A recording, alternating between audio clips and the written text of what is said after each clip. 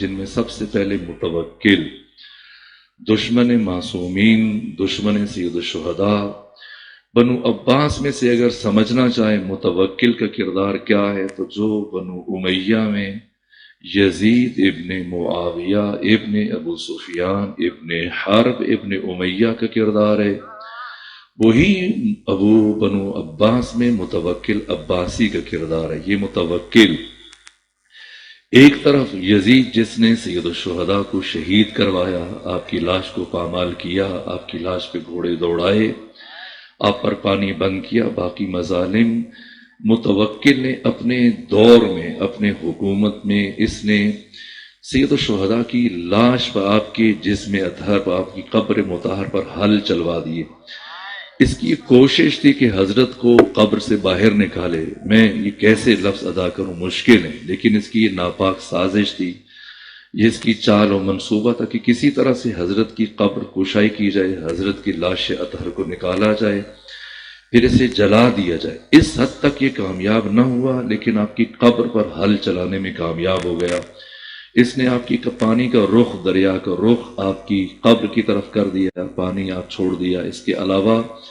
پابندی عائد کر دی کہ کوئی آپ کی زیارت کے لیے نہیں جا سکتا، اگر کوئی جائے گا تو پہلے اس کی داہنی ٹانگ کاٹی جاتی تھی، پھر بائیں ٹانگ کاٹی جاتی تھی، داہنا ہاتھ بائیں ہاتھ، اس طرح سے بعد میں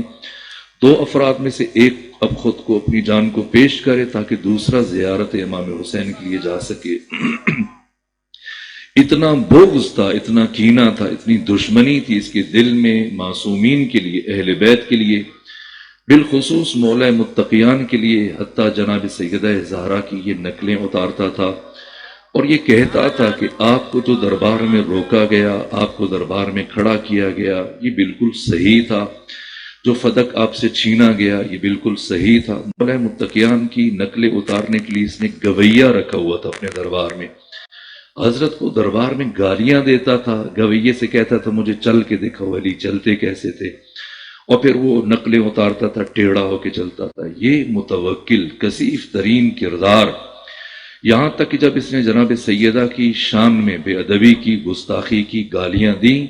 تو کسی نے آ کر امام سے پوچھا، اس کے بیٹے منتصر نے پوچھا، کہا میرا باپ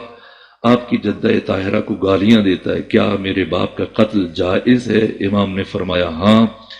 جبکہ وہ سیدہ زہرا سلام اللہ علیہ کی شان میں اس نے گستاخی کی، اس کا خون مباح ہو چکا ہے، لیکن میں تم سے کہوں گا کہ یہ کام کوئی اور انجام دیتا ہے تو دے، تم یہ کام نہ انجام دو، چونکہ تو اس کا بیٹا ہے، قطع رحمی کے زمرے میں آئے گا، تمہاری عمر کم ہو جائے گی۔ بیٹے نے کہا مجھے کوئی پرواہ نہیں، میں خود قتل کروں گا۔ بیٹے نے اپنے غلاموں کے ساتھ مل کر اپنے باپ متوکل کو قتل کیا۔ یہ متوکل اس کے دور حکومت میں امام دنیا میں تشریف لائے، آپ کی ولادت باسعادت ہوئی، امام حسن عسکری، اور پھر اس کے بعد منتصر برسر اقتدار آیا، لیکن اسے صرف 6 مہینے حکومت کی اور پھر اسے بھی قتل کروا دیا گیا، اور پھر منتصر کے بعد مستعین برسر اقتدار آیا، پھر مستعین بھی حکومت کر کے اس کو قتل کروا دیا گیا۔ اور یہ 3 حکمران آپ کے امامت کے زمانے سے پہلے، ان 22 سالوں میں ان 3 حکمرانوں نے حکومت کی۔ پھر آپ کا جو 6 سالہ عہد امامت ہے، پہلے 1 سال معتز نے حکومت کی، اس کے بعد پھر محتدی نے 1 سال حکومت کی، اس کے بعد پھر معتمد جس نے 23 سال حکومت کی، لیکن امام حسن عسکری کے زمانے میں اس نے 4 سال تک حکومت کی، یہاں تک کہ 260 ہجری میں معتمد نے امام حسن عسکری علیہ السلام کو زہر دلوایا۔ آج کی مجلس کے اختتام میں آپ امام کی تفصیلی شہادت سنیں گے۔ امام نے احیاء دین کے لیے کیا کیا، اسے سمجھنے کے لیے ناگزیر ہے کہ پہلے ہم پچھلے ائمہ معصومین کی زندگیوں کا تھوڑا مطالعہ کریں۔ یہ جہد مسلسل جو کام مولا متقیان سے شروع ہوا، 30 سال مولا متقیان کا عہد امامت ہے، 33 سال میں آپ کی امامت کا آغاز ہوا جب پیغمبر گرامی اسلام کی رحلت ہوئی۔ البتہ شورا میں، سقیفہ میں سب سے بڑا اعتراض جو مولا متقیان پر کیا گیا وہ یہ تھا، بعد میں جو 10.5 سال وقت کا حکمران مولا متقیان پر اعتراض کرتا تھا وہ یہ کہ علی سزاوار خلافت حکومت حق علی تھا، لیکن علی چھوٹے ہیں، کم سن ہے، علی کی عمر کم ہے، مجھے تعجب ہوتا ہے کہ اللہ نے جب جناب عیسیٰ کو ان کی نبوت مکمل ہونے کے بعد انہیں چوتھے آسمان پر اٹھایا، بیت المعمور پر اٹھایا، جبکہ ان کی تبلیغ مکمل ہو چکی، جو ان پر کتاب نازل ہو چکی، انجیل نازل ہو چکی، اپنی تبلیغ کی، نبوت کی، رسالت کی ذمہ داریاں ادا کر چکے، اپنی شریعت کی تبیین کر چکے، تو تبلیغات کے بعد، تکمیل کے بعد جب اللہ نے آپ کو آسمان پر اٹھایا تو آپ کا سن مبارک جناب عیسیٰ علیہ وعلی نبینا آلاف و تحیت وسنا 33 برس تھا، جب اللہ اپنے ایک ہادی کو اس کا کام مکمل ہو کے 33 برس کی عمر میں اٹھا رہا ہے، تو کیا دوسرے ہادی کی امامت کا آغاز 33 برس کی عمر میں نہیں ہو سکتا؟ لیکن یہ عجیب اعتراض تھا، صرف علی کا راستہ روکنے کے لیے، کوئی اور عذر نہیں تھا کہ علی چھوٹے ہیں، بڑے ہونا چاہیے۔ تعجب یہ ہے کہ جب کسی کو پہلے فرد کو 2 سال کے لیے حکمران منتخب کیا گیا، اور پھر بیعت کے لیے جو عبد الفتاح عبد المقصود مصر کے مایاناز اہل سنت عالم نے بیعت پر کہ پہلے حاکم کی بیعت کس طرح سے ہوئی، پہلے خلیفہ اور حکمران کی بیعت کس طرح سے لی گئی، انہوں نے پورا احوال بیان کیا، 400 سے زیادہ صفحات پر مشتمل عبد الفتاح عبد المقصود کی کتاب، کہ کس طرح سے بیعت لی جاتی رہی، یہاں تک کہ ایک مرتبہ اسی سلسلے میں اس کا باپ جو پہلا حکمران حاکم وقت ہے، اس کا والد وہ مدینہ میں نہیں رہتا تھا، باہر ایک دیہات میں زمینداری کھیتی باڑی کرتا تھا، اور اس کے پاس بھی پہنچے گئے افراد گئے کہ آپ خلیفہ وقت کی بیعت کریں، کہ کون ہے خلیفہ؟ کا آپ کے بیٹے خلیفہ بنے، کہ اسے کس بنیاد پہ خلیفہ بنایا؟ کہا کہ ہم میں سے سن کے اعتبار سے، عمر کے اعتبار سے وہ سب سے بڑے ہیں۔ تو اس کے باپ نے جو جملہ کہا کہ اگر عمر معیار خلافت ہے تو میں اس کا بھی باپ ہوں، عمر میں اس سے بھی بڑا ہوں، پھر مجھے خلیفہ بناؤ۔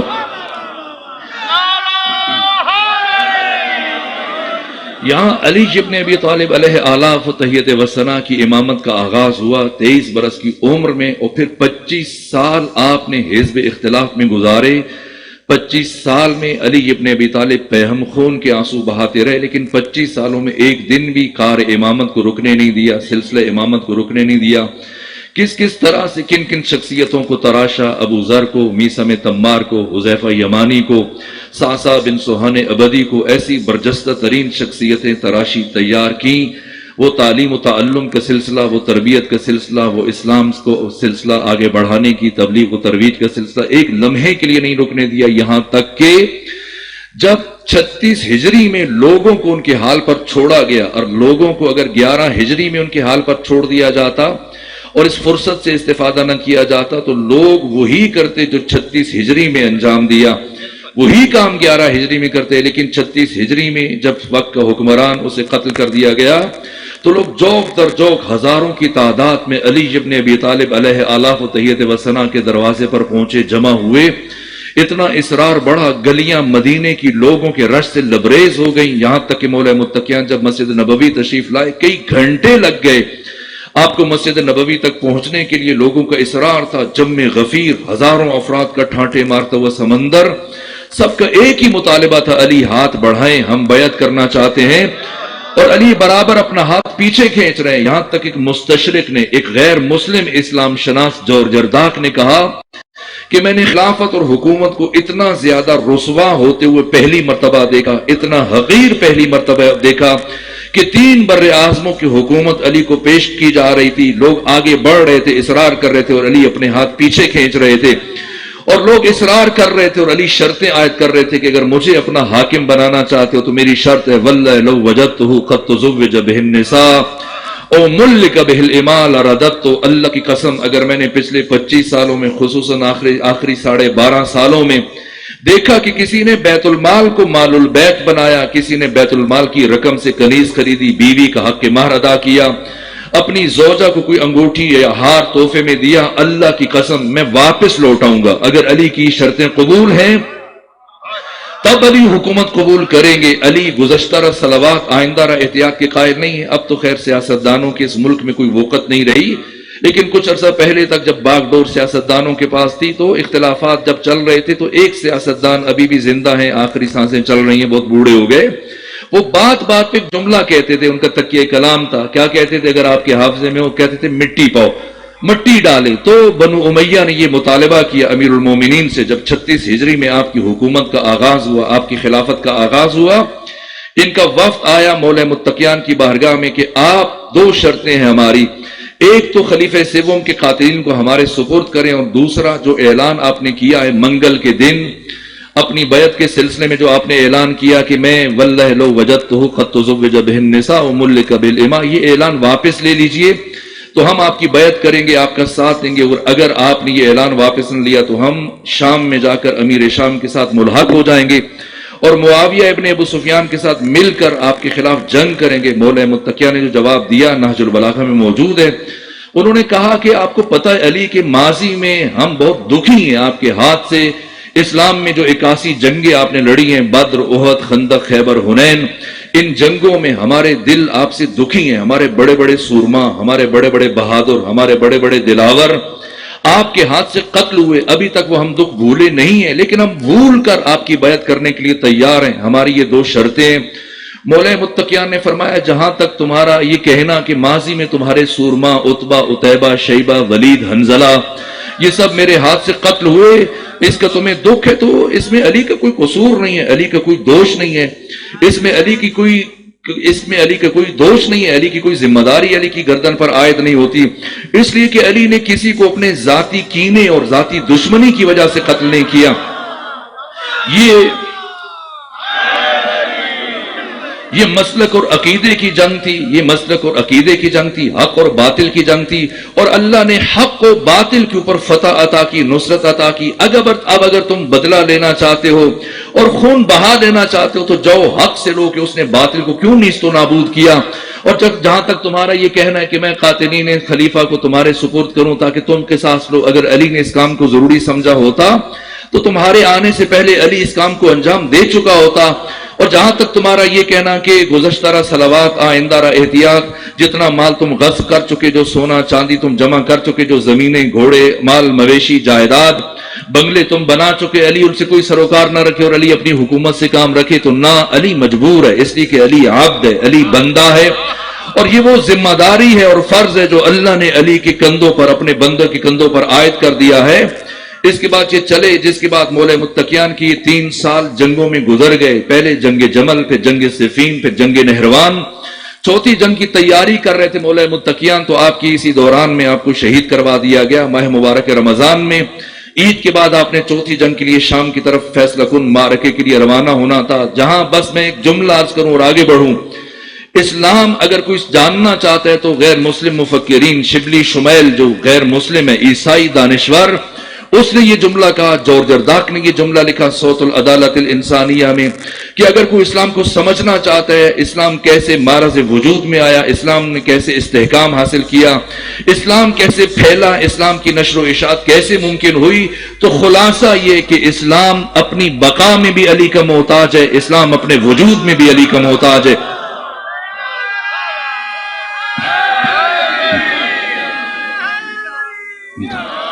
اگر علی کی تلوار نہ ہوتی اسلام سرے سے معرض وجود میں نہ آ سکتا، اسلام پھیلا ہے علی کی شمشیر کے نتیجے میں،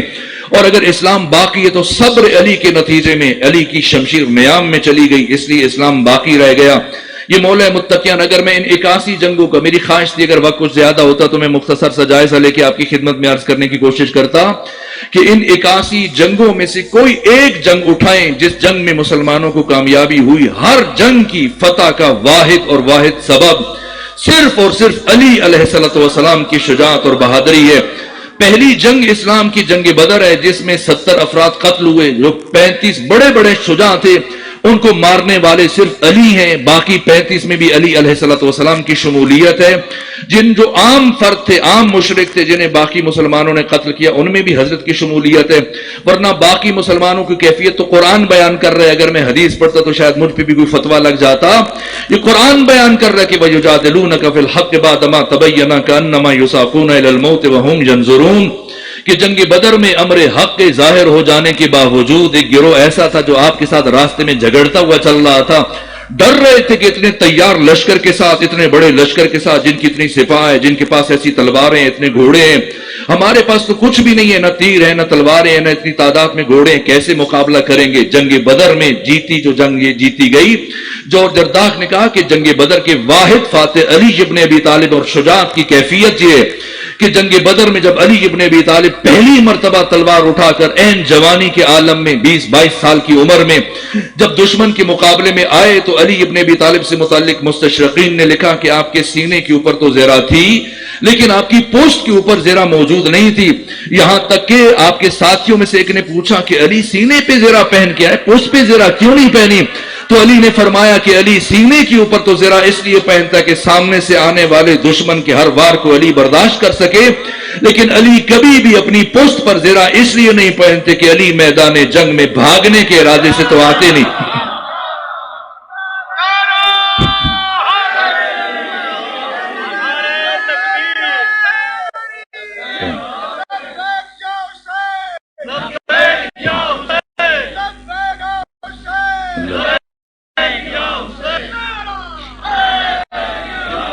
یہ بدر ہے، اس کے بعد احد ہے، احد میں استسعدون لا تلون علی احد والرسول یدعوکم فی اخراکم، تم پہاڑ کے اوپر چڑھے چلے جا رہے تھے، رسول پیچھے پیچھے تمہیں آوازیں دے رہے تھے مگر تم رسول کی آواز پر لبیک نہیں کہہ رہے تھے۔ یہ قرآن بیان کر رہا ہے، یہاں تک کہ شبلی نعمانی کہتے ہیں کہ جب خالد نے اور اکرمہ بن ابو جہل نے پہاڑی کا چکر کاٹ کے حملہ کیا، مسلمان بھاگے، انہیں سنبھلنے کا موقع نہ ملا، تو میدان جنگ میں یا نبی نظر آ رہے تھے یا علی نظر آ رہے تھے۔ صرف علی ابن ابی طالب نے اپنی ٹوٹی ہوئی تلوار کے ساتھ دشمنوں کا مقابلہ کیا۔ میں نے کسی دوسرے مقام پہ بیان کیا، وقت نہیں کہ میں اس کی طرف اشارہ بھی کر سکوں۔ اس کے بعد جنگ خندق، جنگ احزاب، 27 دن کے مسلسل محاصرے کے بعد ان کے 10,000 کے لشکر میں سے جو چنیدہ سب سے بڑے شجاع تھے، بڑے بہادر تھے، 7 افراد، عمر ابن عبدود، حاصل بن عمرو بن عبدود، نوفل بن عبداللہ، منبع بن عثمان، اکرمہ بن ابو جہل، حبیرہ ابن ابی وہب اور زرار بن خطاب فہری، یہ 7 پہلوان، اتنے پہلوان کے 5 کلومیٹر لمبی خندق ہے، 5 گز چوڑی، 5 گز گہری۔ 27 دن کے محاصرے کے بعد یہ 7 سردار، یہ بڑے بڑے شجاع کفار اور مشرکین کے جرنیل اس خندق کو عبور کرنے کے بعد آئے۔ جب آئے خیمہ رسول کے قریب پہنچے تو سب سے آگے عمر ابن عبدود تھا، اس نے للکارنا شروع کیا، اے محمد مصطفیٰ کسی کو میرے مقابلے میں بھیجو، کون اٹھا ہے؟ یہاں تک کہ کوئی جب سکوت تھا، خاموشی تھی، سناٹا تھا، ایک مرتبہ خیمہ رسول کے قریب بڑھا، کافی دیر بولنے کے بعد، مبارزہ طلبی کے بعد عمر ابن عبدود آگے بڑھا، کہا محمد مصطفیٰ کوئی نہیں جو آگے بڑھ کر مجھ سے مقابلہ کرے، اگر کوئی اور نہیں تو آپ خود آ جائیے، مجھے قتل کر کے جہنم میں بھیج دیں یا میرے ہاتھوں آپ خود قتل ہو جائیں اور جنت میں چلے جائیں۔ اتنی گستاخی بڑی اس کی عمر ابن عبدود کی کہ آگے بڑھ کر اس نے رسول اسلام کے خیمے کو اپنے نیزے سے چیر دیا اور پردہ اوپر اٹھا کر، ترپال کو اوپر اٹھا کر پیغمبر کے قریب دیکھ کر اس نے اس لہجے میں جب جسارت کی، ختمی مرتبت نے پہلی مرتبہ اپنی زبان سے جملہ اپنی 63 سالہ حیات طیبہ میں ختمی مرتبت نے کبھی کسی کو یہ لفظ نہیں کہا جو زندگی میں پہلی مرتبہ ادا کیا۔ فرمایا مل لحاظ القلب، کون ہے جو اس کتے کا منہ بند کرے؟ کوئی یہ خیال نہ کرے کہ ختمی مرتبت کو غصہ آ گیا یا ختمی مرتبت گالیاں دے رہے ہیں، جیسا ایک مولوی نے اپنے عذر تراشنے کے لیے وہ بات بات پہ گالیاں دیتا تھا، اینکر پرسن نے کبھی گالی کیوں دیتے ہو؟ کہا پیغمبر گالی دیتے تھے۔ نام پیغمبر نے کبھی گالی نہیں دی۔ گالی کون دیتا ہے؟ جو انسان مغلوب الغضب ہوتا ہے، جس کی قوہ شہویہ، قوہ غضبیہ اس کی عقل کے اوپر حاوی ہو جاتی ہے اور اس کی عقل قوہ غضبیہ سے مغلوب ہو کر پھر وہ اول فول باتیں زبان سے نکالتا ہے، ایسی باتیں زبان سے ادا کرتا ہے کہ جن کو ادا کر کے بعد اس کے دل کو تسکین پہنچتی ہے، اس کی آتش غضب ٹھنڈی ہو جاتی ہے۔ ختمی مرتبت عقل کل، مجسم عقل، سراپا عقل، ممکن نہیں کہ ایک لمحے کے لیے زمان میں عقل آپ کے ہاتھوں سے چھوٹ جائے۔ وہ نبی جو وحی الہی کے بغیر کلام نہیں کرتا، وہ کیسے مغلوب الغضب ہو سکتا ہے؟ قوہ غضبیہ کس طرح سے اس کے اوپر طاری ہو سکتی ہے؟ نہ، ختمی مرتبت نے گالی نہیں دی، ختمی مرتبت نے اپنے دشمن کی حقیقت کو عیاں فرمایا۔ ختمی مرتبت نے قیامت تک کے لیے تاریخ لکھی ہے اور یہ بیان کیا، بتایا کہ خبردار اگر کوئی گستاخ میرے خیمے تک آ پہنچے اور میرے گھر کی اور میرے خیام کی حرمت کو پائمال کر دے اور اس حد تک گستاخی کرے کہ اس کی آواز میری آواز سے بلند ہو جائے، تو اس کی انسانی شکل پہ نہ جانا بلکہ اس کی حقیقت اور ماہیت کو سمجھنا کہ جو رسول کے دروازے پہ آ کے گستاخی کرتا ہے وہ دیکھنے میں تو انسان ہوتا ہے لیکن حقیقت میں وہ کتا ہوتا ہے۔ کوئی رسول کے دروازے پر آ جائے، کوئی آل رسول کے دروازے پر آ جائے، اس دروازے کی حرمت کا پاس نہ رکھے۔ کون اٹھا سوائے علی کے؟ علی اٹھے، فرمایا انا یا رسول اللہ۔ ختمی مرتبت نے فرمایا علی بیٹھ جائیے، کیوں بٹھا رہے ہیں جبکہ دشمن انتظار کر رہا ہے، بار بار للکار رہا ہے۔ علی اگر اٹھے تو علی کو بھیج دیں، لیکن نہ، علی کو بٹھایا۔ صرف صرف علی ابن ابی طالب ہیں. اور اب جو گئے عمرو ابن عبدود کے مقابلے میں تفصیلات ہے، گریز کر رہا ہوں، صرف نتیجہ عرض کرنا چاہتا ہوں. اگلے ہی مرحلے میں پہلے موقع دیا عمرو ابن عبدود کو، وہ جس کے بارے میں مسلمان پیغمبر کے قریب بیٹھ کر لوگ مشورے دے رہے تھے کہ کسی کو اس کے مقابلے میں نہ بھیجیں، یہ تو اکیلا 1000 افراد کے ساتھ لڑنے کی صلاحیت رکھتا ہے، قوی ہیکل، طویل القامت، قوی الجثہ، جسے دیکھ کر لوگوں کے اوپر روک طاری ہو جاتا تھا، دبدبا طاری ہو جاتا تھا، جسے دیکھ کر لوگ راستہ بدل لیتے تھے، ڈر جاتے تھے، گھبرا جاتے تھے. علی ابن ابی طالب کی پہلی جنگ، وہ جنگوں کا آزمودہ مثل فیل مست جیسے ہاتھی آتا ہے. علی ابن ابی طالب زمین پر پیدل چلتے ہو گئے، یہ گھوڑے پر سوار ہو کے آیا. گئے، پہلے فرمایا کہ حملہ کرو، اگر حملہ کر کے بچا سکتے خود کو تو بچاؤ. اس نے حملہ کیا، مولا متقیہ نے اپنی تلوار سے، اپنی ڈھال سے روکا، تلوار آپ کی ٹوٹ گئی، آپ کا خود کٹ گیا، آپ کی ڈھال ٹوٹ کے ٹکڑے ٹکڑے ہو گئی. اور اس کے بعد مولا متقیہ نے دوسری شمشیر اٹھائی، 2 تلواریں لے کے گئے تھے جنگ خندق میں، جنگ احزاب میں. اور پھر جو حملہ کیا اور تلوار چلائی، اس طرح سے سر پہ تلوار ماری اوپر بڑھ کر کہ اس کا سر کو 2 نیم کرتے ہوئے، اس کے جبڑے کو کھود کو توڑتے ہوئے، اس کی گردن سے سینے تک علی ابن ابی طالب کی تلوار اتر آئی. یہ عمرو ابن عبدود جسے دیکھ کر لوگ ڈر رہے تھے، گھبرا رہے تھے، جن کے چہرے زرد ہو گئے تھے، جو مختلف افراد کو مخفی طور پر بھیج رہے تھے کہ فلاں سے رابطہ کرو، فلاں سے رابطہ کرو، ہم آپ سے ملنا چاہتے ہیں، آپ سے بات کرنا چاہتے ہیں. ان 27 دنوں کے اندر کیا کیا ہوا مدینے کے اندر، یہاں تک اسی کا بیٹا حاصل بن عمرو بن عبدود یہ آگے بڑھا، اور یہ بھی اسی طرح سے طویل القامت تھا، طاقت و قوت کے اعتبار سے. مولا متقیہ نے اسے بھی ایک ہی لمحے میں حرف غلط کی طرح سے مٹا دیا. اسی طرح سے نوفل بن عبداللہ آگے بڑھ رہا تھا، اور منبع بن عثمان جب آگے بڑھا، مولا متقیان ایک طرف سے حاصل بن عمرو بن عبدود کو تلوار سے مارا، اور وہ اس کو بچانے کے لیے آگے بڑھ رہا تھا، مولا پر حملہ آور ہو رہا تھا. اس کی طرف ایک نیزہ پھینک دیا، بعض روایتوں میں تیر پھینکا، اس طرح سے وہ وہیں پہ ہلاک ہو گیا. 3 یہ مرے، باقی 4 ان 3 کا انجام دیکھ کر جب دوڑنے لگے تو مولا متقیان پیچھے نہیں دوڑتے، آپ کا شیوا نہیں تھا، یہ چاروں دوڑ پڑے. جب یہ دوڑے تو ان میں سے ایک جو ہے وہ خندق عبور کرتے ہوئے خندق میں گر گیا. کون؟ نوفل بن عبداللہ. جب یہ خندق میں گرا تو مولا متقیان پیغمبر اکرام اسلام کے خیمے کے قریب پہنچ چکے تھے. جیسے یہ گرا 8 چوکیاں قائم تھی، ہر چوکی پر 40 انصار 40 مہاجر کھڑے تھے. ان کے پاس پتھر کی ڈھیریاں تھیں، ان کے پاس تیر تھے، کمانیں تھیں. پیغمبر نے فرمایا تھا کہ کسی کو خندق عبور نہ کرنے دینا، اور اگر کوئی خندق عبور کرنے میں کامیاب ہو جائے تو تم پتھروں سے، تیروں سے اس کے اوپر اتنی تیروں اور پتھروں کی بارش کرنا کہ وہ اس طرف نہ بڑھ سکے. لیکن یہ 7 افراد آ گئے، لیکن ان میں سے 3 جب علی کے ہاتھ سے قتل ہوئے، ایک واپس، باقی 4 بھاگے. ان 4 میں سے ایک خندق میں جا گرا، نوفل بن عبداللہ. جب خندق میں گرا تو اب خود یہ جو بچے بیٹھے ہیں، جوان بیٹھے ہیں، اپنے جیبوں میں موجود ڈیجیٹل بٹیرے ہیں، جہاں سے جا کے وہ ضرب تقسیم کر لیجئے گا کتنے بنتے ہیں. 40 مہاجر 40 انصار ایک چوکی پر، یعنی 80 افراد ایک چوکی پر، اور 8 چوکیاں قائم کی پیغمبر نے. 8 چوکیوں میں سے ہر چوکی پر 80 افراد کھڑے ہیں. اور جیسے ہی نوفل بن عبداللہ گرا، انہوں نے اوپر سے پتھروں کی بارش کر دی، تیر چلانا شروع کیے. نوفل چلایا، مجھے اتنی ذلت سے نہ مارو، کم سے کم مجھے باہر نکالو تاکہ میں مقابلہ کر کے مروں، یا مجھے باہر نکالو یا خود اندر آ جاؤ. لیکن مسلمان اوپر سے پتھر مارے جا رہے ہیں، نہ اندر اترنے کے لیے تیار ہیں، نہ اسے باہر نکال رہے ہیں، خوف زدہ ہیں، ڈر رہے ہیں کہ اگر باہر آ گیا یا ہم اندر چلے گئے اس کے ہاتھوں سے مارے جائیں گے. مولا متقیان جو پیغمبر کے خیمے سے قریب پہنچ چکے تھے، جیسی آواز سنی، شور سنا، پوچھا یہ کیسا شور ہے؟ بتایا گیا نوفل بن عبداللہ خندق میں گر گیا، اور مسلمان اوپر سے پتھر مار رہے، کوئی اس کے ساتھ مقابلے کے لیے نیچے اترنے کے لیے تیار نہیں، نہ اسے باہر نکالنے. حضرت وہیں سے پلٹے اور خندق کے کنارے پہ کھڑے ہو کے فرمایا نوفل بتاؤ باہر آنا چاہتے ہو یا میں اندر آ جاؤں؟ کہا آپ اندر آ جائیے. مولا متقیہ نے جست لگائی، اسی طرح سے خندق میں پہنچے، اور اس کے بعد فرمایا نوفل وار کرو، اگر وار کر کے خود کو بچا سکتے ہو تو بچا لو. اس نے وار کیا، ناکام رہا، اور اس کے بعد مولا متقیہ نے ایک ایسا وار کیا کہ 2 برابر حصوں میں تقسیم کر دیا، اور اگلے ہی لمحے حرف غلط کی طرح سے مٹا دیا. 4 کو علی نے قتل کیا. اب سنیں، بس آخری جملہ عرض کروں، مسلمانوں کا کتنا حصہ ہے. مسلمانوں کا جنگ خندق اور جنگ احزاب جو اسلام کی سب سے مشکل جنگ ہے، کہ ان 10,000 مشرکوں سے بچنے کے لیے ختمی مرتبت نے 5 گز چوڑی، 5 گز گہری، 5 کلومیٹر لمبی خندق کھدوائی.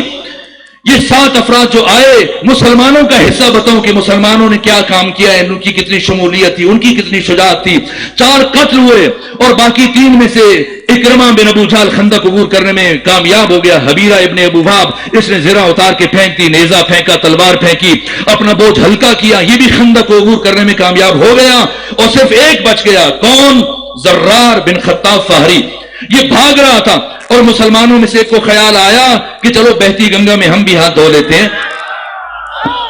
بہتی گنگا میں ہم بھی ہاتھ دھو لیتے ہیں۔ 4 کو علی نے مارا، ایک کو میں مار لوں تاکہ میرا بھی نام آ جائے، یوں میں رنگ لگا کہ شہیدوں میں شامل ہو جاؤں، مجھے نام لینے کی ضرورت نہیں، آپ پڑھ لیجئے تاریخوں میں کون سی شخصیت ہے۔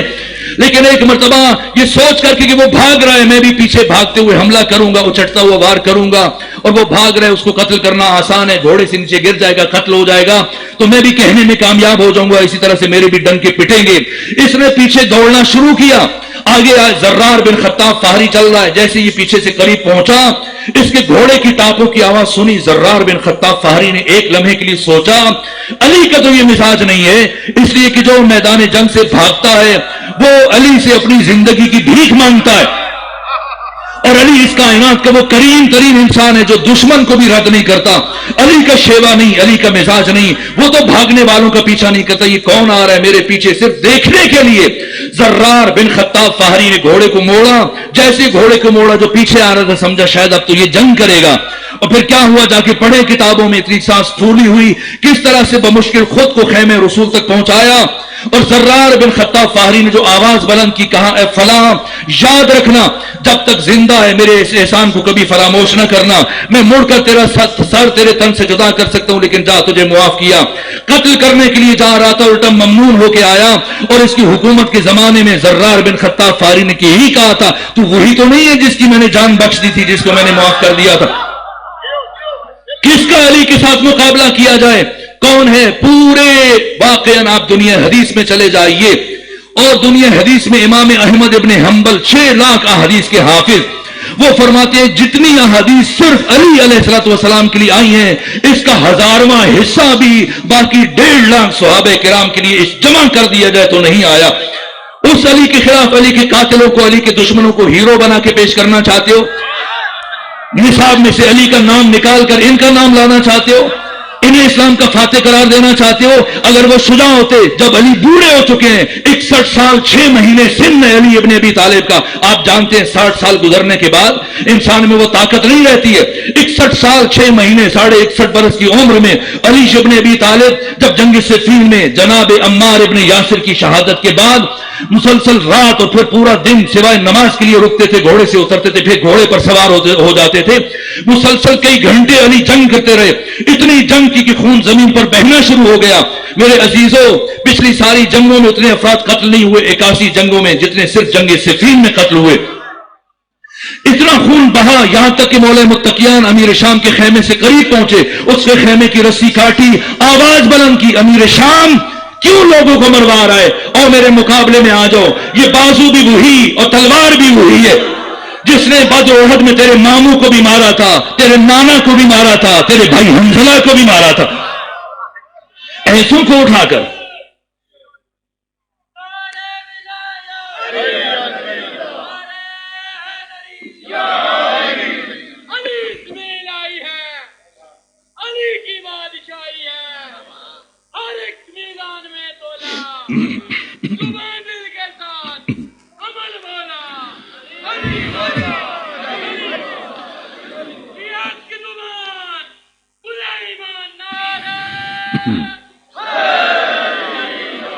خوبصورت نعرہ لگایا آپ نے، نعرہ بہت خوبصورت ہے، لیکن ابھی تک اس کائنات میں کوئی ایسا میزان خلق نہیں ہوا جس پر علی کو تولا جا سکے۔ علی خود میزان ہے جہاں پر انسان کے عمل کو تولا جائے گا۔ علی وہ شخصیت ہے جسے کسی میزان پہ تولا نہیں جا سکتا۔ شکر کرنا چاہیے خدا سبحان کا۔ میرے عزیزوں، وقت ختم ہوا، اسلام اپنے وجود میں بھی علی کا محتاج ہے، علی کی اولاد کا محتاج ہے۔ اسلام اپنی بقا اور تسلسل میں بھی اولاد علی کا اور علی کا محتاج ہے۔ اور یہ علی جن کی ولایت نعمت عظمیٰ ہے، ہم پیغام دینا چاہتے ہیں وہ تمام افراد جو ایسے منصوبے بنا رہے ہیں، جو مسلسل بلوں میں گھسے ہوئے، بل منظور کرنے کی کوششوں میں لگے ہوئے ہیں، مسلسل ریشہ دوانیاں کر رہے ہیں، جوڑ توڑ کر رہے ہیں۔ ایک طرف سیاست باز جمع ہے، دوسری طرف دین باز جمع ہے۔ دین باز سیاست باز مل کر اس طرح کے منصوبے بنا رہے ہیں کہ اب کیا کریں اب کیا کریں، لیکن جیسی صورتحال واضح ہو جائے گی ہم اپنا منشور اور اعلان کرنا چاہتے ہیں کہ جب بھی یہ آواز اٹھے گی اسی طرح سے دبایا جائے گا جس طرح سے پہلے دبا دیا گیا۔ ممکن نہیں پاکستان کی سرزمین پر جب تک عاشقان اہل بیت میں سے، علی کے چاہنے والوں میں سے ایک بچہ بھی زندہ رہ گیا تو وہ بھی کبھی بنو امیہ کی غلامی کا طوق اپنے گردن میں نہیں پہنے گا۔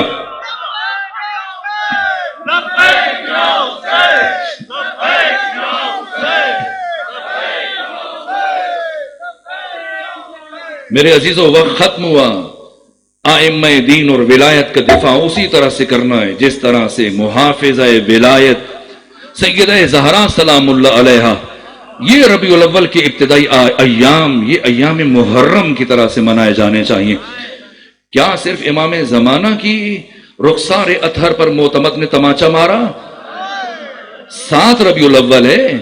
امام زمانہ نے جب اپنے پدر بزرگوار کی نماز جنازہ پڑھائی